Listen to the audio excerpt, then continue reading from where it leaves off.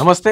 సరిగ్గా ఈ రోజుతో ఇటు గతంలో నిరుద్యోగులందరూ ఏ విధంగా బస్సు యాత్ర చేసి ముగింపు సభ కూడా ఈ రోజే జరిగింది. అలాగే రాహుల్ గాంధీ అశోక్ నగర్ చౌరస్తాకొచ్చి నిరుద్యోగులతో మాట్లాడడం కావచ్చు, బోర్చిలో కూర్చొని మాట్లాడడం కావచ్చు, ఇవన్నీ కూడా కరెక్ట్ సంవత్సరమైంది. అయితే ఈ నేపథ్యంలో ఈ ప్రభుత్వం సంవత్సరం కాంగ్రెస్ పార్టీ అధికారంకి వచ్చిన సంవత్సరం తర్వాత తెలంగాణ ప్రజాపాలన విజయోత్సవ సభలు చేద్దామని చెప్పేసి కూడా రేవంత్ రెడ్డి చెప్పడం జరిగింది. సో డిసెంబర్ 1వ తారీఖు నుంచి 9వ తారీఖు వరకు ప్రతి స్కూల్‌లో కావచ్చు, కాలేజ్‌లో కావచ్చు, మండలంలో కావచ్చు, ప్రతి ఊర్లో కూడా విజయోత్సవ సభలు చేయాలి అని చెప్పి చెప్తాను. మాట్లాడుతున్న దీని గురించి విజయోత్సవ సభలు అంటే అధికారంలోకి వచ్చే సంవత్సరం తర్వాత విజయోత్సవ సభలు ఏ విధంగా చేస్తారో, అసలు హామీలు ఇచ్చినన్ని జరిగినాయా లేదా అని చెప్పి మనతో పాటు మాట్లాడడానికి నిరుద్యోగ జేఏసీ జనార్దన్ గారు ఉన్నారు. అన్న నమస్తే అన్న. నమస్తే అన్న. ఫస్ట్ గానే ఎగ్జాక్ట్లీ సంవత్సరం అయిపోయింది ఈ రోజుకి. రాహుల్ రాహుల్ గాంధీ రావడం కావచ్చు, బిర్యానీ కావచ్చు, బోర్చి కావచ్చు, లేకుంటే నిరుద్యోగ బస్సు యాత్ర కావచ్చు, ఇవన్నీ ఏం చెప్పదలుచుకున్నారు?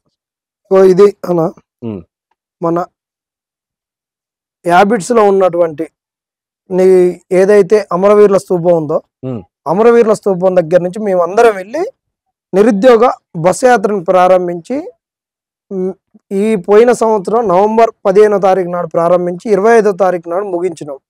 ఈ ముగింపు సభకు కూడా కన్నయ్య కుమార్ వచ్చిండు. అంతేకాకుండా ఇప్పుడు ఏదైతే వ్యవసాయ శాఖ వ్యవసాయ మనకు కమిషనర్ ఆయనకి ఇచ్చిర్రు కదా, ఒకటి కమిషన్ చైర్మన్ వ్యవసాయ కమిషన్ కోదండారెడ్డి గారు, ఇంకా ఢిల్లీ నుంచి కొంతమంది, జార్ఖండ్ మాజీ పిసిసి అజయ్ కుమార్ గారు, ఇంకా చాలా చాలా పెద్ద పెద్దలు వచ్చిర్రు. వాళ్ళే కాకుండా ఇక్కడ ఉన్నటువంటి పెద్దోళ్ళు కూడా అందరు వచ్చిర్రు.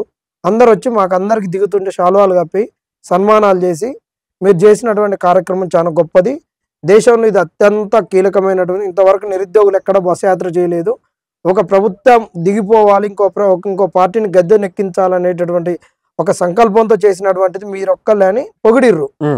పొగిడితే మేము చాలా సంతోషపడ్డాం. మేమందరం ఉండి యాత్రలు చేసి అన్ని ముగించుకున్నాక మాకేం చెప్పారంటే, ఇవాళ 25వ తారీఖు 28కి 30కి ఓట్లు కాబట్టి 28 నైట్కు సాయంత్రానికి 5 గంటలకు ఎలక్షన్ కోడ్ అనేటటువంటిది వచ్చి మనకు ప్రచారానికి ముగింపుకు చివరి డేట్ అనమాట. 28 నుండి ప్రచారం ఉండదు కాబట్టి మీరు 25కి వచ్చారు కదా, 26, 27, 28 3 రోజులు మీరు ఊర్లలోకి వెళ్ళి చేయాలి. మీ సొంత ఊర్లలో మీరు బస్సు యాత్ర చేసిర్రు, మీకు ఈ అనుభవం ఉంది, ఎన్ని నియోజకవర్గాలు తిరిగినటువంటి వాళ్ళు కాబట్టి వెళ్ళమని చెప్పారు. మేము ఎప్పుడైతే ఇక్కడికి వచ్చినామో సాయంత్రానికి మాకు రాహుల్ గాంధీ గారు వచ్చారు ఇక్కడికి, చిక్కడపల్లి లైబ్రరీకి. అంటే బస్సు యాత్ర అయిపోగానే సాయంత్రం. ఎందుకంటే ఇక్కడ బస్సు యాత్ర చేసిన వాళ్ళ ప్లాన్ ఏంటంటే, బస్సు యాత్రలు చేసిన పిల్లలతోటి అందరితోటి కల్పించి వీళ్ళ సమక్షంలోనే రాహుల్ గాంధీ గారు నిరుద్యోగులకు ఒక అభయం ఇద్దాం. ఇప్పుడు ఏదైతే 6 గ్యారంటీస్ ఉన్నాయో 6 గ్యారంటీలతో పాటు ఇంకొక గ్యారంటీ నిరుద్యోగులకు ఇద్దామని చెప్పారు. చెప్పి అనుకున్నారు. రాహుల్ గాంధీ గారు రాగానే అసలు ఫుల్ ఇక్కడ మొత్తం క్రౌడ్, ఎవరు పెద్ద పెద్ద నాయకులు ఎవరు రాలేదు ఆ రోజు, వాళ్ళు ఉండే పనులలో వాళ్ళు ఉన్నారు. ఎందుకంటే 3 రోజులు ఎన్నికలు కాబట్టి అట్లా జరిగింది. మరి రాహుల్ గాంధీ గారు వచ్చారు.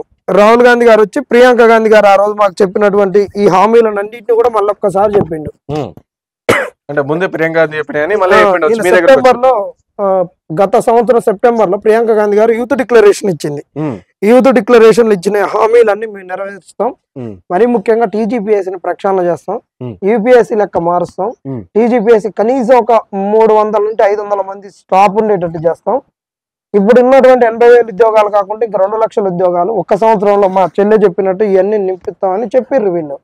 చెప్పి మాతో మాట్లాడారు. మేమందరం కూడా చాలా సంతోషపడ్డాం. చూడండి ఎంత ఎగబడి ఫోటోలు దిగిరో రాహుల్ గాంధీ గారితో, ఫుల్గా అసలు ఫోటోలు అయితే చచ్చిపోయేటట్టు దిగిర్రు ఒకళ్ళు రాహుల్ గాంధీ గారితో. ఎంత క్రౌడ్ అంటే అంత క్రౌడ్. అలా చేసి అట్లా చేసినటువంటి వాళ్ళు వీళ్ళు సంవత్సరం అవుతుంది. సంవత్సరంలో మరి ఏం చేసిరు? ఒక్క సంవత్సరంలో ఉద్యోగాలు ఇచ్చిరంట కదా, ఉద్యోగాలు ఇచ్చినాము అన్ని అని చెప్పేసి విజయోత్సవ సభలు పెట్టుకుంటున్నారు. 1 ఇయర్ అయిపోయిందని పెట్టుకోవచ్చు. ఇప్పుడు పెళ్లి చేసుకుంటారు, పెళ్లి చేసుకున్నాక 1 ఇయర్లో భార్యాభర్తలు విడిపోయినా కానీ మా వెడ్డింగ్ యానివర్సరీ అని కూడా చేసుకుంటారు.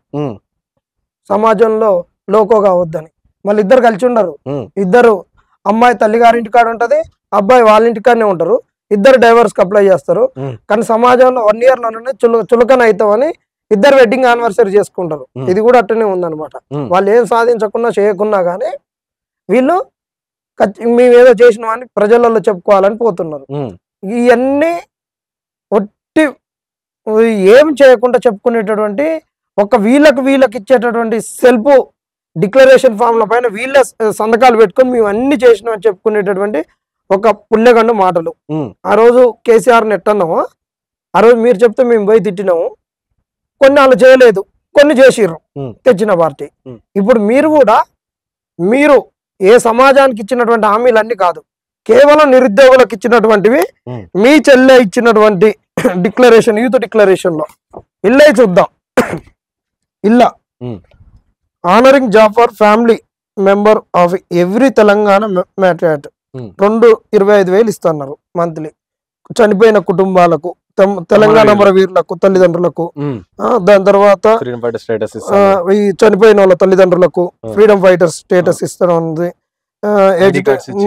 వాళ్ళకి ఇవ్వడం, 2 లక్షల ఉద్యోగాలు ఉండడము, బ్యాక్లాగ్ SC ST అనడము, జాబ్ క్యాలెండర్ అనడము, జాబ్ క్యాలెండర్ ఇచ్చారంట కదా, జాబ్ క్యాలెండర్ ఇచ్చారు కదా, TGPS EPS లెక్క అనడం. వీటిలలో ఒక్కటన్నా నెరవేరిందా అంటున్నాను. ఎందుకంటే ఇలా TGPS EPS లెక్క అన్నావు, నీకు వచ్చినటువంటి ఇందులో ఎంత స్ట్రెంత్ ఇచ్చినావు అనేటటువంటిది చెప్పాలి ఫస్ట్. ఆ స్ట్రెంత్ లేదు. ఇప్పుడు మీరు ఈ అందరూ ఈ 3 రోజుల సంది జరిగేది ఒకటే దానిపైన జరుగుతుంది చర్చ. అసలు ఈ 2 లక్షల ఉద్యోగాల మీద చర్చ జరుగుతుంది. ఈ 2 లక్షల ఉద్యోగాల మీద చర్చ జరుపుతూ ఉస్మాన్ యూనివర్సిటీలో కొంతమంది మేము విజయోత్సవ సభ పెడతాం, దీనికి రాహుల్ గాంధీని పిలుస్తాం అంటున్నారు. కరెక్టే, పిలుచుకోండి. మీ సభలకు, మీ కాంగ్రెస్ సభలకు పిలుచుకోవడానికి మేము ఏం అడ్డు కాదు, మీ సభలకు మేము అడ్డే కాదు.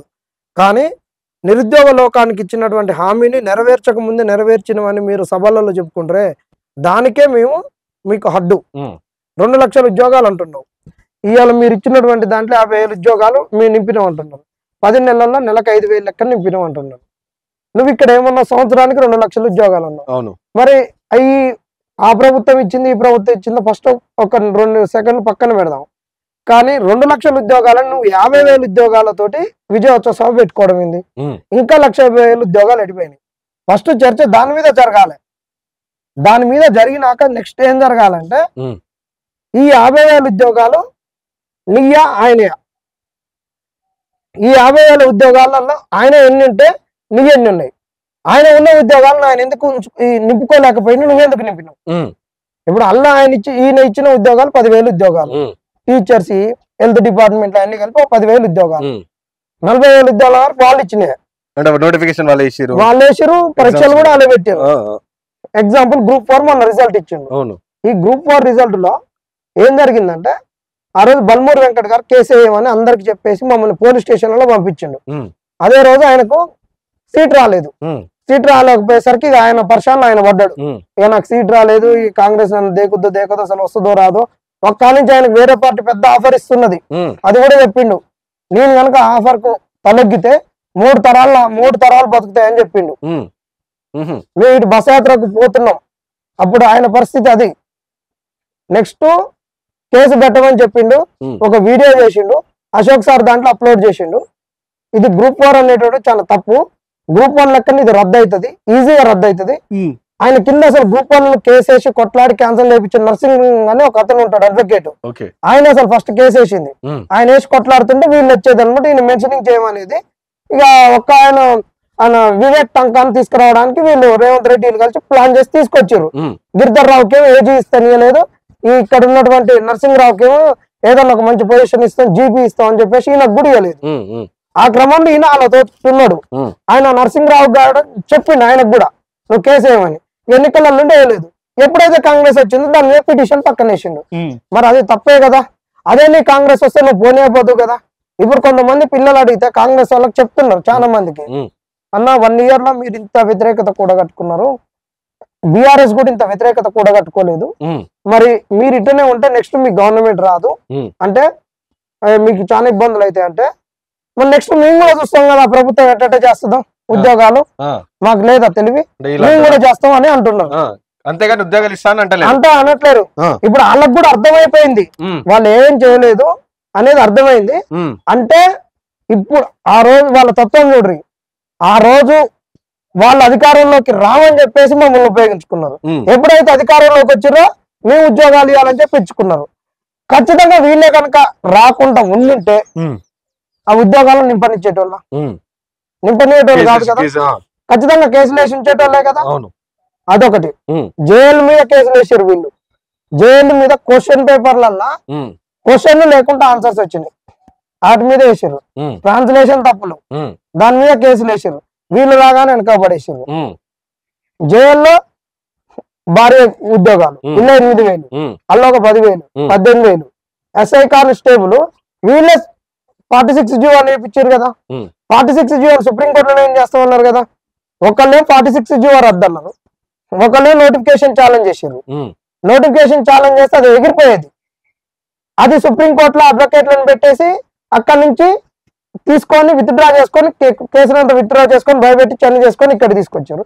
ఇక్కడ ఉస్మానియా ప్రొఫెసర్లతో ఒక కమిటీ ఏమంటే రాంగ్ క్వశ్చన్ల మీద వేస్తున్నాం అని చెప్పి తీసుకొచ్చారు. అయ్యో 20,000. మరి దుర్మార్గాలన్నీ మీరుంటే ఈ నోటిఫికేషన్ దుర్మార్గాలని మీరు ఉద్యోగాలు ఏమి ఇచ్చేటోళ్ళ?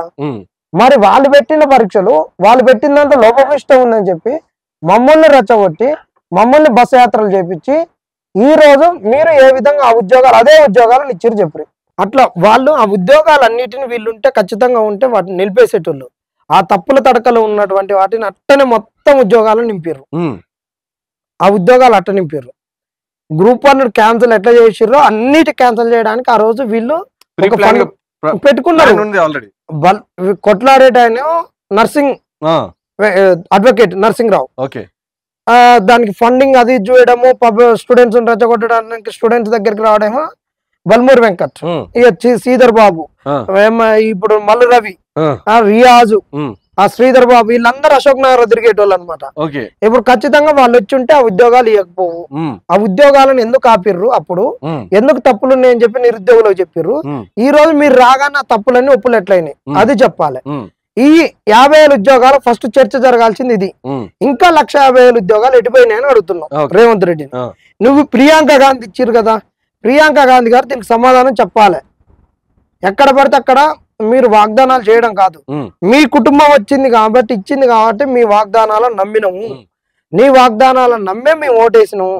రేవంత్ రెడ్డినో ఇక్కడ కోదండరామునో లేకుంటే ఇంకొక ఆయననో ఎవరినో నమ్మలే.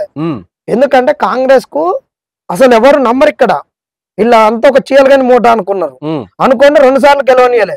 ఎప్పుడైతే ప్రియాంక గాంధీ, సోనియా గాంధీ, రాహుల్ గాంధీ గారు వచ్చిర్రో ఒక కాంగ్రెస్ వీళ్ళకు క్రెడిబిలిటీ ఉంటది. మాట అంటే తప్పలే. సోనియా గాంధీ ఆ రోజు ఎన్ని కష్టాలు వచ్చినా తెలంగాణ ఇస్తాన్నది ఇచ్చింది. పిల్లలు చచ్చిపోతున్నారు అన్నారు. ఆ రోజు ఉన్నటువంటి ఆంధ్రోలు మోసం చేసిర్రు. ఆమె ఇస్తున్నా కానీ గుంటకాడి నక్కల లెక్క మొత్తం ఆగం చేసిర్రు. లగడపాటి వీళ్ళందరూ పార్లమెంట్ లో లాస్ట్ కి వచ్చేటప్పుడు కూడా పెప్పర్ స్ప్రే చేసిర్రు. ఆ సల్లించుకోవడానికి కాంగ్రెస్ వాళ్ళు ఉన్నారు. వీళ్ళ త్యాగాలు కూడా తెలంగాణ రావడంలో ఉన్నది. ఒకసారి వాళ్ళకి ఇచ్చినాం బీఆర్ఎస్ కు, ఒకసారి వీళ్ళకి ఇద్దాం. వీళ్ళని వదిలేదు. రాహుల్ గాంధీ కుటుంబం ఖచ్చితంగా వీళ్ళన్న ప్రామిసులు చేస్తారు, వాళ్ళకు మాటకు నిలబడి ఉండేటోళ్ళు అనే ఉద్దేశంతో వీళ్ళని గెలిపిస్తే మరి ఆ మాటలన్నీ ఎటుపోయినాయి? ప్రియాంక గాంధీ అయినా రాహుల్ గాంధీ గారు అయినా ఎందుకు వచ్చి ఇక్కడ మాట్లాడడం లేదు? ఇవాళ 29 జీవోని తీసుకొచ్చి మోసం చేసినవు, ఎస్సీ ఎస్టీ రిజర్వేషన్లను తీసేసినవు. ఈ రిజర్వేషన్ల గురించి నువ్వు ఎందుకు మాట్లాడటం లేదు? పక్క మహారాష్ట్రలో మేము ప్రచారం చేస్తే మహారాష్ట్రలో మేము అక్కడ మీ పార్టీ ఓడిపోవడానికి మేము చాలా కీలకంగా పనిచేసినాం. అంటే ఇక్కడ తెలంగాణ ఈ విధంగా హామీలు చెప్పారు, వీళ్ళు పని చేయలేవు కాబట్టి మహారాష్ట్ర ఎలక్షన్ ఇంపాక్ట్ చూపించింది అనుకోవచ్చు. ఖచ్చితంగా ఇప్పుడు రేపటి వాళ్ళు వీడియోలు చేసి పెడతారు చూడ్రి. మాకు కృతజ్ఞతతోటి మా తెలంగాణ పిల్లలు చేసిన వీడియోలు ఇక్కడ చాలా పని చేసి మేము ఇక్కడ గెలిచిన వాళ్ళు, మాకు అక్కడ గెలిచిన వాళ్ళు మాకు వీడియోలు పెడతారు. ఆ వీడియోలు కూడా మీకు మీడియా ముఖంగా అందరికి కూడా షేర్ చేస్తాం 100%. రాహుల్ గాంధీ గారికి ఒకటే చెప్తున్నాము, ఇక్కడ బస్సు యాత్ర చేసి 1 year అయింది. మీరు బవాచికి వచ్చి బిర్యానీ తిని కూడా 1 year అయింది. కాబట్టి 1 year సందర్భంగా నిరుద్యోగులకు ఇచ్చినటువంటి హామీలు ఒక బూటకంగా మిగిలిపోయినాయి. టీజీపీఎస్సీ ప్రక్షాళన కూడా ఒక బూటకంగా మిగిలిపోయింది. ఇది ఒక నాటకీయంగా మారింది. నిరుద్యోగులకు ఉద్యోగాలు ఇవ్వకపోవడం, టీజీపీఎస్సీని ప్రక్షాళన చేయకపోవడము, ఆ గత ప్రభుత్వంలో తప్పుల తడకలతో జరిగిన పరీక్షలను తప్పులు తడకని చెప్పి మీరు అందరు కూడా కాంగ్రెస్ వాళ్ళు అందరు చెప్పి అదే ఉద్యోగాలు ఇవ్వడం అనేటువంటి దుర్మార్గము. ఇంకొకటి గ్రూప్ 2, గ్రూప్ 3 పోస్టులు పెంచలేదు, అది ఇంకా దుర్మార్గం. ఇవన్నీ మీరు తెలియజెప్పాలి. ఇంకొకటి చాలా కీలకమైన అంశం ఏంటంటే ఈ గ్రూప్ 2, గ్రూప్ 3 చాలా ఇంపార్టెంట్. గ్రూప్ 1 ఎగ్జామ్ రేపు ఎగ్జామ్ అనగా అందరు పోలీస్ స్టేషన్లలో ఉండి అరెస్ట్ అయ్యి ఎగ్జామ్ రాసిన ఎవరు చక్కగా చదువుకోలేదు. ఎందుకు చదువుకోలేదంటే నువ్వు చేసిన తప్పు వల్ల. నువ్వు చక్కగా చేసుకుంటే అయిపోతుంది. నువ్వు తప్పే చేయాలి. ఈ రోజు కేవీటీ ఎందుకు వేసినావు సుప్రీంకోర్టులో? మల్టిపుల్ రీజన్స్ మీద నువ్వు కేవీటీ ఎందుకు వేసినావు అలా కేవీటీ వేసినావు అంటే నేను వచ్చేంత వరకు నువ్వు మాట్లాడకు. మల్టిపుల్ రీజన్ మీద వేసినట్టు నోటిఫికేషన్ ఎగురుతుంది నీకు భయం. ఈడెగరకుండా ఆడెగురుతుంది. సో నోటిఫికేషన్ రద్దు చేసే అధికారం ప్రభుత్వానికి ఉంది. పబ్లిక్ సర్వీస్ కమిషన్ కి ఎవరిచ్చిండు? వారికి వాళ్ళు కవర్ ఇచ్చిర్రు. ఇప్పుడు ఆయన కవర్ ఇయ్యాలే కదా. ఇప్పుడు అయ్యా బతుకున్నాగా అయ్యా కొడుకు మీద పట్టా చేయకుంటే అయ్యా అమ్ముకుంటే భూమి వాడన్న కొంటాడు. అయ్యా కొడుకు మీద పట్టా చేయకముందు ఆడు ఊరోనికి మొత్తానికి బేరం చేస్తే ఊరోడు వచ్చి కొంటే మరి తండ్రి మీద వచ్చి కొట్లాడతాడా? అయ్యా పట్టా చేయాలిగా కొడుకు పట్టా చేస్తాడా? ఇప్పుడు పబ్లిక్ సర్వీస్ కమిషన్ కి అధికారం ఉంది, చేయాల్సిన వాడు గవర్నమెంట్. వీడు చేయలేదు, గవర్నమెంట్ వాడు చేయలేదు అని అడిగితే ఇక్కడ ఏదో మాయా కబుర్లు చెప్పి మాయా మాటలు చెప్పి కేసును అటు ఇటు మామ అనిపించుకొని ఇక్కడ ఉన్న వీళ్ళకు ఉన్నటువంటి లత్కోర్ పనులతోటి ఎగ్జామ్ పెట్టినావు. మరి ఇప్పుడు సుప్రీంకోర్టులో అది ఓడిపోతుంది అని తెలిసి కేవీటీ వేసినావు. ఈ లత్కోర్ పనుల వల్ల గ్రూప్ 1 అభ్యర్థులు సమయం లేక టెన్షన్ అయిపోయి ఇది రాసిన వల్ల ఒకసారి నిలవదని చెప్పేసి ఇబ్బందులు పడున్నారు. ఇంకా దాని మీద గ్రూప్ 3 రాపించినావు. దానికి టైం లేకుండా ఒక గ్రూప్ 2 ఒక 2 వారాలు post phone, date adjust post phone కాదు. ఎందుకు కూడా అది అడుగుతున్నారంటే ఎస్సీ వర్గీకరణ వల్ల జాబ్ క్యాలెండర్ ఏనన్నావు. నువ్వే కదా, నువ్వు అన్నదే కదా ప్రియాంక గాంధీ గారితో జాబ్ క్యాలెండర్ ఇప్పిస్తున్నావు. ఈ జాబ్ క్యాలెండర్ ఒకటి ఫస్ట్ ఎన్నికలప్పుడు ఒకటి చేసినావు. నేనైతే 200 కాపీలు తీసి పంచిన. నా సూర్యాపేటలో నేను సపరేట్ ఆటో కట్టుకున్న 25 వెళ్ళినాక 3 రోజులు తిప్పిన ఆటోలో. నేను నా సొంతంగా కరపత్రాలు కొట్టిన ఈ జాబ్ క్యాలెండర్ అందరికి పంచిన. ఇప్పుడు జాబ్ క్యాలెండర్ నువ్వు అది పక్కన పడేసి కొత్తది చేసుకుంటే ఎప్పుడు మన అసెంబ్లీ నడిచేటప్పుడు అది ఒకటి చేసుకున్నావా? అది నడవకపోయా. ఇప్పుడు ఎస్సీ వర్గీకరణ వచ్చాయి, సరిగా అది చట్టబద్ధంగా వచ్చింది. దానికి ఇక ఎట్టుంటది ఏంది ఇక అదొక పంచాయతీ వేరు, అది ఎట్లా చేస్తాం ఏంది అనేది వేరు. కానీ వర్గీకరణ అయినాక నోటిఫికేషన్ ఇస్తున్నాం. ఇప్పుడు కొత్త నోటిఫికేషన్ లేవు గవర్నమెంట్ కాడ, కొత్త నోటిఫికేషన్ లేవు కాబట్టి ఇప్పుడు అయిపోయినా పిల్లలకు నువ్వు ఇచ్చేది ఎప్పుడు వర్గీకరణ అయ్యేంత వరకు అది ఫిబ్రవరి అవుతుంది, మార్చి అవుతుంది. నోటిఫికేషన్ అయినాక అది వర్గీకరణ అయినాక నోటిఫికేషన్ ఇవ్వడానికి ఎగ్జామ్ కావడానికి జూన్ జూలై ఆగస్ట్ అవుతుంది. అప్పటి వరకు పిల్లగాళ్ళు ఖాళీనే కదా. మరి వీళ్ళు అడిగినందుకు ఒక 2 వారాలు డేట్స్ అటు ఇటు అడ్జస్ట్ చేస్తే ఏం పుట్టింది వీళ్ళకు? ఇది నిరుద్యోగుల ప్రభుత్వం అనుకుంటున్నారు కదా.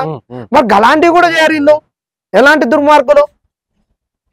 మేము పట్టిన కాలకు 3 ఎక్కుందేళ్ళు అని చెప్పేసి ఎందుకు? మొన్న కూడా అన్నారు కదా రేవంత్ రెడ్డి గారు, ఏదన్నా ఉంటే నా దగ్గరకు వచ్చి చెప్పి నేను తీరుస్తాడు. ఎమ్మెల్సీలు అన్నారు. మరి ఇప్పుడు ఆయన దగ్గర పోతే ఎవరు చేయడు? కోదండరాం చేయడు, బల్మూరి వెంకట్ చేయడు, ఇంకా రియాజ్ అయితే రియాజ్ అంత లత్కోర్ గాడు ఇంకో లేడు. నేను ఇప్పుడు చెప్తున్నా, ఎందుకు చెప్తున్నా అంటే రియాజ్ సార్ కు తెలిసినంత రాజకీయం ఈ లత్కోర్ రాజకీయం అని తెలియదు. ఇప్పుడు నువ్వు పోయినావు అనుకో ఇట్లా కౌగిలించుకొని రానా మనము ఎస్సీ ఎస్టీ బీసీ మైనారిటీలో నీకు తెలియదు అక్కడ రాజకీయం ఎట్టుంటుందో, రెడ్డోళ్ళ మధ్యలో ఒక మైనారిటీ వాడు ఎట్ట నలుగుతున్నాడు ఎట్టొస్తున్నాడు అంటే అని చెప్తాడు, అన్ని చెప్తాడు. మనం నా దేవుని తప్ప చిన్న పోస్ట్ అంటాడు. కానీ చిన్న పోస్టే గాని ఈయన చెప్తే ఈయన వ్యక్తి ప్రభుత్వాన్ని నడిపించే వ్యక్తి, ప్రభుత్వాన్ని ఇన్ఫ్లుయెన్స్ చేసే వ్యక్తి నా చేతిలో ఉన్నాడు. ఎంత పెద్ద తాళమైనా ఒక చిన్న తాళం చేతితో వచ్చేది. ఎంత పెద్ద ఇల్లు కట్టుకున్నా గానీ గడప అదే ఉంటది.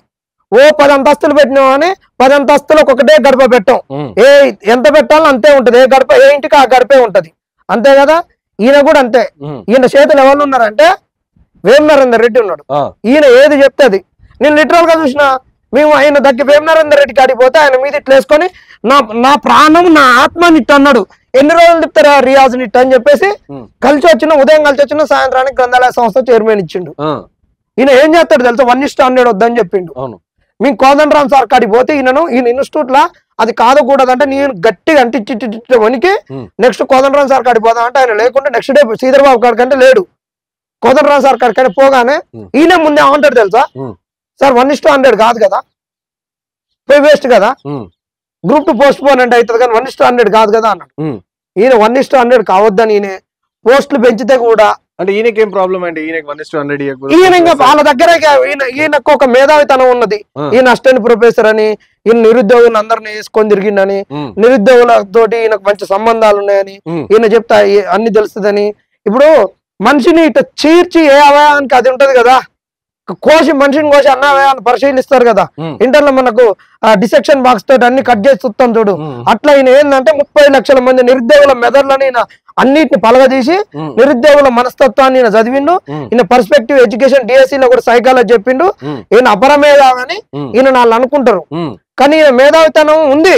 కానీ ఈయన మేధావితనం ఏందో తెలుసా? నిరుద్యోగులు మోసం చేయడం. ఈయన చెప్పేది ఏంటంటే ఎప్పుడైతే నువ్వు ఇచ్చిన ఉద్యోగాలు నువ్వు చెప్పుకున్న ఉద్యోగాలు కాంగ్రెస్ కాదని చెప్తున్నావో ఈ ఉద్యోగాల వల్ల మనం కలిపితే ఈ కూడా వాళ్ళ దాంట్లోకి వస్తాయని ఈయన ఫస్ట్ చెప్పిండు. వద్దు, వాళ్ళు ఎన్నెన్నో కొట్టుకొని తిట్టుకొని ఏదన్నా గానీ మనం సపరేట్ నోటిఫికేషన్ ఇద్దాం. ఇక గ్రూప్ 2కు 200 తోటి మనం ఇద్దాం. ఏదున్నా మనది సపరేట్ ఉండాలని ఈయన చెప్పిండు. మేమేమంటున్నాం, ఎవడన్నా అని కానీ వచ్చేది నీ దాంట్లోనే కదా. మరి ఆడిచ్చిన దానికని నువ్వే చెప్పుకుంటున్నావు, ఇప్పుడు నువ్వే చెప్పుకో కదా. ఇప్పుడు మేము చెప్పుకుంటే అన్న నువ్వేమన్నా నేను ఇచ్చిందని నువ్వు చెప్పుకుంటున్నావా? ఆడి ఇచ్చిండని నువ్వు చెప్పుకోవట్లేవా, నేను ఇచ్చిండని చెప్పుకుంటున్నావు కదా. మరి అది కూడా అయిపోతుండే కదా, పిల్లలకు మేలు జరుగుతుండే కదా. ఎవరిస్తే ఉద్యోగాలు ఇచ్చినాక నీకే ఒకటి మంచి జరుగుతుండే కదా, అందరు సంతోషంగా ఉండేటోళ్ళు కదా. అంత రియాజే చేసిండు.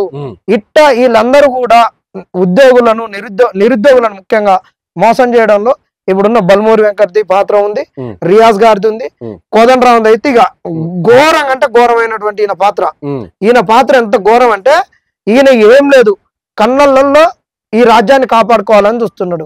ఈయనకు అధికారం రావాలని చూసిండు, ఈయనకు అధికారం వచ్చింది. నెక్స్ట్ ఎడ్యుకేషన్ మినిస్టర్ కావాలని చూస్తున్నాడు. సాగుదలకు బంగారుపల్లెంలో బోధినాలనుకుంటున్నాడు, అంతకు మించి ఏం లేదు. అది దానికి ఒక్కటి సంతోషంగా ఉండాలని అనుకుంటున్నాడు అంతే. ఈయనకు అంతకు మించి ఏమీ లేదు. తీన్మార్ మల్లన్నకు నేను ఒక వీడియో చేసిన, డీజీపీ ఆఫీస్ కి పోయి తీన్మార్ మల్లన్న కనిపించట్లేడు, ఈయన పట్టభద్రుల నుంచి గెలిచి ఆయన బీసీ వాదం ఎత్తుకున్నాడు, నిరుద్యోగులకు అసలు కనిపించట్లేడు అంటే అప్పుడు 29 జీవోని అవన్నీ వేసుకొని మాట్లాడిండు. కానీ ఈయన అంతా ఎట్టుంటది తెలుసా, తీన్మార్ మల్లన్నది వీళ్ళందరిది ఉట్టిగా యూట్యూబ్ లో మాట్లాడటమే, ఒక కన్స్ట్రక్టివ్ గా వర్క్ చేయరు. ఇప్పుడు మీరు పొద్దున్న బక్క జర్సన్ అన్న గారి గురించి పోయొచ్చారు, ఆయన ఏం చేస్తాడు, ఆయన యూట్యూబ్ లో మాట్లాడుతూ ప్రాపర్ ఛానల్లో గవర్నమెంట్ ఏజెన్సీలు ఏదైతే ఉన్నాయో ఆ ఏజెన్సీలో కంప్లైంట్ లాడ్జ్ చేస్తాడు. ఇవాళ హైడ్రా ఉంది, హైడ్రా రంగనాథ్ మాట్లాడుతున్నాడు, ఆయన ఇంటి దగ్గర పోయి నీ ఇల్లు ఎక్కడుంది, నీ ఇల్లును కూల్చు, సెక్రటరేట్ యాడ్ ఉంది, FTL లో ఉంది, ముసి FTL లో ఉన్నది, దాన్ని కూల్చు అని చెప్పిండు. లగర్చర్లో వాళ్ళ మీద దాడి జరిగితే పోయి ST కమిషన్ కంప్లైంట్ ఇచ్చిండు. ఇక్కడ విద్యార్థుల పైన దాడి జరిగితే NHRC లో కంప్లైంట్ ఇచ్చిండు. అట్లా ఆ విధంగా ఆయన ఒక ప్రాపర్ ఛానల్ వెళ్తారు. అది అయితేదా కాదంటే అక్కడ ఉన్న గవర్నమెంట్ ఏజెన్సీలు చురుగ్గా పనిచేయాలి. అది పని చేస్తే వాళ్ళ గొప్పతనం, పని చేయకపోతే వాళ్ళ చోటతనం. కానీ ఆయన ప్రాపర్ ఛానల్ గా పోతారు, వీళ్ళు ఎక్కడ ఒక పోలీస్ స్టేషన్ లో కంప్లైంట్ ఇవ్వరు, ఒక గవర్నమెంట్ కంప్లైంట్ ఇవ్వరు, దాన్ని ఒక కేసు వేద్దామన్నారు. ఈయన ఇంత బతుకున్నాడు ఈడబ్ల్యూఎస్ మీద మల్లన్న, మరి ఈడబ్ల్యూఎస్ మీద ఒక్క కేసు ఎందుకు వేయలేదు? గత సంవత్సరం నుంచి ఈడబ్ల్యూఎస్ ఇంప్లిమెంట్ అవుతుంది, ఒక్క కేసు ఎందుకు వేయలేదు? ఈయన తలుచుకుంటే ఈయన యూట్యూబ్ ఛానల్లో వచ్చేటటువంటి రెవెన్యూ ఒక్క నెల రెవెన్యూ పెడితే సుప్రీంకోర్టు అడ్వకేట్ కపిల్ సిబాల్ని తీసుకురావచ్చండి, కపిల్ సిబాల్ని తీసుకురావచ్చు ఈయన ఇన్కమ్ తోటి. ఈయనకు యూట్యూబ్ మీద అంత లేదన్నా నెలకు 40 నుండి 1 కోటి మధ్యలో వస్తుంది ఈయన ఆదాయం. ఎందుకంటే ఈయన వ్యూవర్స్ మొత్తం అబ్రాడ్ లో ఉన్న వాళ్ళు చూస్తారు కాబట్టి, ఈయన రెమిటేషన్ మొత్తం అక్కడి నుంచి కాబట్టి రెమిటెన్స్ మొత్తం ఈయనకు బాగా వస్తాయి, డాలర్లలో వస్తాయి. నాన్ వేషన్ గానికి ఎట్లా వస్తాయి అట్లా వస్తాయి అనమాట ఈయనకు. అది ఈయన వేయడు, ఈయన రెచ్చగొట్టుడే. ఇక ఆయన పనితనం అట్లా.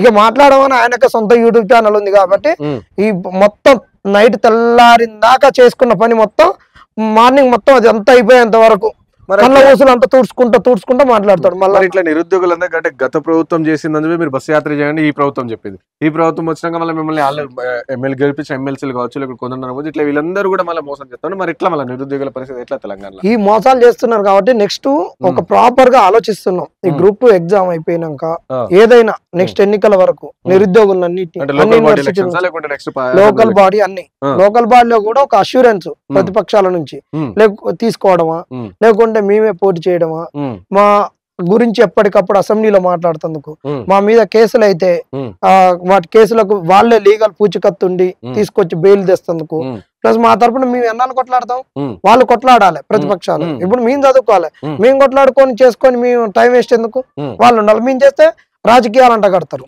ఇప్పుడు మా మీద ఒకటేం బీజేపీ అంటాడు, ఒకటేం బీఆర్ఎస్ అంటాడు, వాళ్ళనైతే మొన్న లెఫ్ట్ అండ్ రైట్ వేసుకున్నాను. నేను కాంగ్రెస్ వాడు నా అంత కష్టపడ్డాడు నిజంగా ఎవరు లేడు. ఇప్పుడు మేము గొప్పగా చెప్పుకున్నాం, ఎందుకంటే చేయాల్సిన అన్ని చేసినాం. మా ఊర్లో బీఆర్ఎస్ వాడు వీటికి సమాధానాలు చెప్పి డబుల్ బెడ్రూమ్ ఇండ్లు అవన్నీ పెట్టి బ్యానర్ కట్టినాం.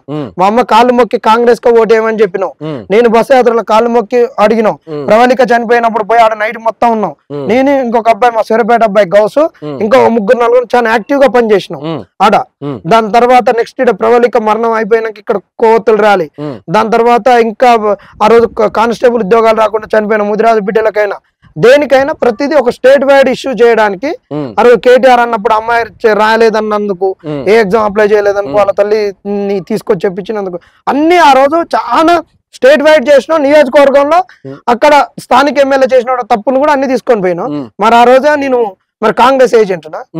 ఆ రోజు వీళ్ళు అసలు ఎవడు కూడా లేడు బీఆర్ఎస్ వానికి భయపడి, వీడు ఎవరు రాలేదు.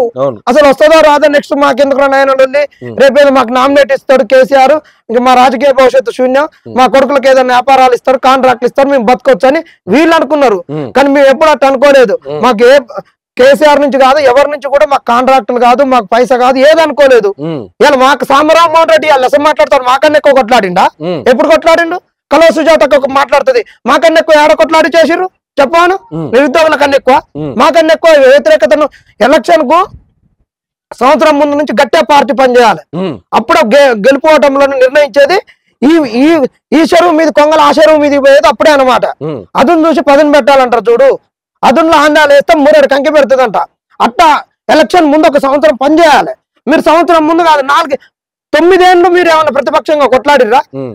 ఇప్పుడు ఏ మాటగా మాట. ఆ రోజు రేవంత్ రెడ్డి ప్రతిపక్షంగా కొట్లాడింది కాబట్టి ఆయనకి ముఖ్యమంత్రి పదవి వచ్చింది. మరి ఇప్పుడు ఆ రోజు ఆయన ఒక్కడు కొట్లాడుతుంటే ఆయనకు బలాన్ని ఇచ్చింది వాడు నిరుద్యోగులే కదా. మీరందరు ఇళ్ళ బంతే. మరి ఇవాళందరూ వచ్చాం ప్రతి ఒక్కళ్ళు మాకేం నీతి బుద్ధులు చెప్తారు, బీఆర్ఎస్ దొంగలు ఆ దొంగలని. ఇవాళ బీఆర్ఎస్ దొంగలని నన్ను అనేటోడు అటు అసలు కాంగ్రెస్ గా ఓటే లేదు, వాడు కాంగ్రెస్ లో లేడు. ఇవాళ ఒకడు బీఆర్ఎస్ అది అనేటోడు ఆడు అసలు లేనే లేడు. మేము పోతే వాళ్ళందరూ లేచి నిలబడి మాకు నిరుద్యోగులు వచ్చారని గౌరవాన్ని ఇచ్చేటోడు. వీళ్ళు పోతే అసలు ఎవరు కూడా ఇలా నిన్నలకు కూడా రానేలేదు. ఈ దొంగలు మళ్ళీ మా డబ్బులు ఆడుకొని పోయి ఏం చేయరు, ప్రోగ్రామ్ చేయరు, ఏం చేయరు. ఇలా కన్నా అశోక్ నగర్ నిరుద్యోగులు కొట్లాడుతారు. అశోక్ నగర్ అనేది ఒక అశోక్ నగర్ యూనివర్సిటీ అయిందని వీళ్ళ మాటలు ఎవడు పట్టించుకోడు. వీళ్ళు ఏంటంటే అంతే, వీళ్ళు పనులు చేయలేక తప్పించుకోవడం. ఇట్లా తప్పించుకుంటారు. కేసీఆర్ కు కూడా ఇట్టనే చెప్పినాం, ఆ రోజు జగదీశ్వర్ రెడ్డి గారికి కూడా ఇట్టనే చెప్పినాం. మేము ఎవరికి వ్యతిరేకం కాదు, మీరు చేసుకునే తప్పిదాల వల్ల మీ ప్రభుత్వమే దిగిపోతుంది, ఇంత ఉంది అని చెప్తే లేదు. ఇలా కాంగ్రెస్ వాళ్ళకి కూడా చెప్తూనే ఉన్నాం, మీరు మంచిగా చేసుకోరు, మీకు ఎవరు శత్రువు కాదు, ఎవడు మిత్రువు కాదు, వాళ్ళకి మాకు కావాల్సిన ఉద్యోగాలు మాకు ఉద్యోగాలు వచ్చినాక మీ దాంట్లో పని చేస్తాం. ఇవాళ కాకుండా రేపైనా ఇవ్వాలి. ఆయన అట్టనే మురగబెట్టి ఉంచితేనే కదా నువ్వు కమల్నాథన్ కమిటీ 2 లక్షల ఉద్యోగాలని మాకు కరపత్రం ఇచ్చి పంపించింది. రేపు ఆయన కూడా చెప్తాడు, ఇగో ఇదే ప్రియాంక గాంధీకి ఇచ్చినటువంటి డిక్లరేషన్, యూత్ డిక్లరేషన్ తీసుకొని పోరి అని మాకు మళ్ళీ కరపత్రాలు ఇస్తారు మళ్ళీ నిరుద్యోగులకు. అప్పుడు మీరు ముఖం ఆడబెట్టుకుంటారు. ఇదే రాహుల్ గాంధీ గారు అశోక్ నగర్కి వచ్చి నిరుద్యోగులు మోసం చేసిందని చెప్తారు. మరి అప్పుడు వీళ్ళు ముఖం ఆడబెట్టుకుంటారు. ఇగో సోనియా గాంధీ గారి బర్త్డే సందర్భంగా నిరుద్యోగులు ఆగం చేయాలని ఆగంగా పేపర్లు దిద్దిస్తున్నాడు. గ్రూప్ 1 పేపర్లు కరెక్షన్ లో తప్పులు తరక చేసిండు. సోనియా గాంధీని బలిదేవత అన్న నిజంగా సోనియా గాంధీని ఇట్లా చేస్తున్నానని వాళ్ళు చెప్తారు. అప్పుడు ప్రతిపక్షాలు అప్పుడు వీళ్ళు ఏడ తలకాయ పెట్టుకుంటారు. రాక మీకు అధికారం వచ్చింది, ఇచ్చిన హామీలను నెరవేర్స్తే అయిపోతుంది కదా. ఇది గుంతమ్మ కోరికల మీరు చెప్పినటువంటివే కదా. ఎవరికి ఇవ్వకున్నా కానీ నిరుద్యోగులను మీరు మంచిగా చూసుకుంటే మీ ప్రభుత్వం మంచిగా ఉంటది. ఎందుకంటే ఇప్పటికైనా టైం ఉందంటారా? అంటే సంవత్సరంలో ఇంత వ్యతిరేకత వచ్చిందో సో అట్లీస్ట్ ఇంకా నెక్స్ట్ 4 అవును. ఇప్పుడు వచ్చే జాబ్ క్యాలెండర్ లో ఇప్పుడు ఈ గ్రూప్ 2 ఒక 15 రోజులు డేట్ ఎక్స్టెండ్ చేసుకుని, పోస్ట్ పోన్ కూడా కాదు, మంత్ ఎండింగ్ క్రిస్మస్ హాలిడేస్ ఉంటాయి, సెంటర్లు దొరుకుతాయి, పెట్టేసి వచ్చే జాబ్ క్యాలెండర్ లో మంచిగా ఉన్న వేకెన్సీస్ ఇస్తే ఇప్పుడు రాని పిల్లలు అల్లకపోతారు. మళ్ళీ నువ్వు ఏదైనా ఉంటే జాబ్ ఏది ఎలక్షన్ ఇయరింగ్ ఇచ్చుకోవచ్చు కదా. వీళ్ళకంతా నేను చెప్తున్నాగా, ఈ గియాజు ఒక 4-5 ఉన్నారు, వీళ్ళందరూ నాశనం చేసిర్రు, గబ్బు పట్టించిర్రు. ఈ గబ్బు ఎందుకు పట్టించిర్రో ఏందో, దీని వెనక కుళ్ళేందో కుట్రాలేందో ఏందో రేవంత్ రెడ్డి గారు తెలుసుకోవాలి. ఇప్పటికైనా రేవంత్ రెడ్డి గారు మా విషయాలలో నీ అన్నదమ్ములు ఇంకా జోక్యం చేసుకోవాలి. నిరుద్యోగుల విషయంలో వాళ్ళు జోక్యం చేసుకుంటే ఇంకా పెంట అవుతుంది. నీ అన్నదమ్ములు వేరే విషయాలలో జోక్యం చేసుకుని నీకు ఎంత బుర్ర బుయ్యాలో పూసిర్రు, ఇక కడుక్కోలేవు, 5 ఏళ్ళు కడుక్కోలేవు. మా విషయాల్లో ఇంకెవరు పెంట పూసుకోలే. నువ్వు నమ్మిన వాళ్ళే దీన్ని ఆగం చేసిర్రు. నువ్వు తక్షణమే దీనిపైన దృష్టి సారించు, లేకుండా నీకు నష్టం జరుగుద్ది. ఆల్రెడీ మహారాష్ట్ర ఎన్నికల్లో చూపించినావు, మా తడాకేందో మేము చూపించినాం. ఇంకొకసారి ఇంకా నీకు నష్టం జరిగేంత వరకు చూసుకోవద్దని కూడా రేవంత్ రెడ్డికి ఒక సూచన చేస్తున్నాం. ఈ ప్రభుత్వం ఉన్నోనికి ఎవ్వరికి కూడా వీళ్ళ దాంట్లో అందరూ అంతే, వీడు పోతే నేనైతా, నేను పోతే ఇంకొకటి అవుతాడని సీఎం వీళ్ళ పంచాయతీలు వీళ్ళకుంటాయి. ఏ పంచాయతీలైనా పెట్టుకోవచ్చు. రాహుల్ గాంధీ గారు మీ ప్రభుత్వం మంచిగా ఉండి దీన్ని ఒక తెలంగాణ మోడల్ గా చూపించుకుంటే నువ్వు పిఎం అవుతావు. ఏదైతే మోడీ గారు అక్కడ గుజరాత్ మోడల్ చూపించుకొని పిఎంఐ 3 సార్లు కూర్చున్నాడో నువ్వు తెలంగాణ మోడల్ చూపించుకుంటే అవుతుంది. ఈ తెలంగాణ మోడల్ తోటి నువ్వు పిఎం కావచ్చు. ఇదే తెలంగాణ మోడల్ ను ప్రతిపక్షాలు పట్టుకున్నాయి అనుకో, మీది ముక్త భారత్ అవుతుంది, కాంగ్రెస్ ముక్త భారత్ అవుతుంది. కాబట్టి తెలంగాణ మోడల్ తో పిఎం కావాలన్న అవకాశం ఉంది, తెలంగాణ మోడల్ తో ముక్త భారత్ కాంగ్రెస్ కావాలన్న అవకాశం ఉంది. ఆ రెండు ఈ సంవత్సరంలో మీ విజయోత్సవాలు చేసుకుంటున్నారు కదా, నేను చెప్తున్నా ఇది మీకు సంకేతం. దీన్ని దృష్టిలో పెట్టుకొని మీరు విజయోత్సవ సభలు చేసుకోరు. Thank you.